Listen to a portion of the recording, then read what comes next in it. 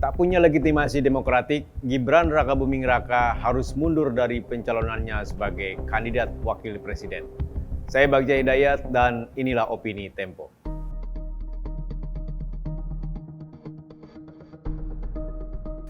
Gibran Rakabuming Raka kehilangan legitimasi sebagai calon wakil presiden. Perubahan pasal 169 huruf Q Undang-Undang Pemilihan Umum yang membuat ia cukup syarat menjadi pendamping Prabowo Subianto cacat secara formil.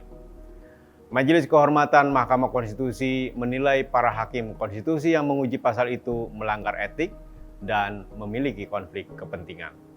Dalam Undang-Undang Pemilu, syarat menjadi calon presiden dan wakil presiden minimal berusia 40 tahun. Gibran kini berusia 36. Mahkamah Konstitusi yang dipimpin Anwar Usman menambahkan frasa pernah terpilih dalam pemilihan kepala daerah ke dalam pasal itu. Gibran pun yang kini wali kota Solo melenggang menjadi kandidat wakil presiden pemilu 2024. Anwar Usman tak lain paman Gibran, adik Presiden Joko Widodo. Penelusuran majalah ini menemukan Anwar Usman melobi dan mengintervensi hakim konstitusi lain agar mengabulkan uji materi pasal tersebut. Bersama orang-orang dekat Jokowi, dia juga diduga mempengaruhi para hakim agar setuju dengan frasa tambahan dalam pasal itu. Apa yang dilakukan Anwar Usman melanggar prinsip independensi hakim yang menjadi roh penegakan hukum seperti diatur pasal 17 Undang-Undang Kekuasaan Kehakiman. Di tangan Anwar, konsep negara hukum runtuh seketika. Kepercayaan publik yang menjadi modal sosial hidup bernegara juga ambyar. Apa yang dilakukan Anwar Usman adalah puncak ambisi Jokowi untuk terus berkuasa. Gagal menggalang dukungan perpanjangan masa jabatan presiden, ia memasangkan anaknya dengan Prabowo Subianto. Calon paling populer menurut sejumlah survei itu adalah rival Jokowi dalam 2 kali pemilihan yang kemudian ia angkat menjadi Menteri Pertahanan di periode kedua. Jokowi mengakali undang-undang yang menjadi aturan main demokrasi, sistem politik yang susah payah ditegakkan sejak reformasi 1998. Konfliknya dengan Ketua Umum PDI Perjuangan Megawati Soekarno Putri membuat keinginan Jokowi memasangkan Prabowo dengan calon presiden separtainya, yaitu Ganjar Pranowo, pun mentok. Gibran tak berhak mengikuti kontestasi pemilu 2024 karena masuk gelanggang dengan aturan main yang telah diakali bapak dan pamannya.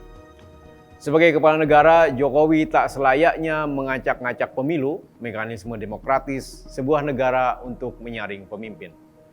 Sikap Jokowi yang berlagak pilon, antara lain menyebut aturan harus ditaati dan semua pihak harus menghargai tahapan pemilu, merupakan hipokrisi yang layak dikecam. Prabowo Subianto yang manut pada skenario Jokowi membuktikan ia bukan seorang negarawan, melainkan hanya pemburu kekuasaan. Majalah ini pada 2013 pernah menyebut Prabowo sebagai produk gagal reformasi. Ia jenderal tentara yang menjadi bagian mesin kekuasaan Orde Baru. Ia pula yang berusaha menumpas gerakan reformasi dengan menculik para aktivis pro-demokrasi, tapi bisa melenggang masuk gelanggang politik melalui alat demokrasi yang sah, yakni partai politik.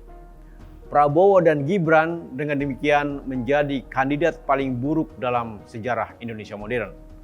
Produk gagal reformasi bersanding dengan anak haram konstitusi. Jika Gibran tak mundur, tatanan bernegara akan makin rusak karena Jokowi kian tergoda menyalahgunakan kekuasaan untuk memenangkan anaknya. Tanda-tanda ke arah sana semakin jelas. Jokowi mengangkat pemimpin tentara dan polisi loyalisnya di posisi-posisi strategis untuk memobilisasi suara.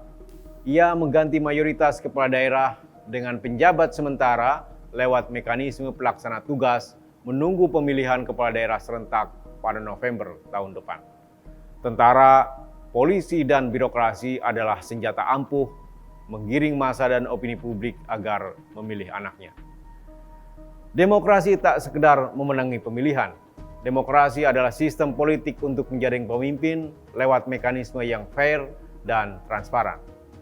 Prabowo dan Gibran jelas diuntungkan dibanding dua kandidat lain karena didukung Presiden Jokowi. Jika terus meladeni hasratnya melanggengkan kekuasaan, Jokowi akan dikutuk sejarah karena membawa Indonesia kembali ke era otoritarianisme. Simak opini dan liputan selengkapnya di majalah.tempo.com.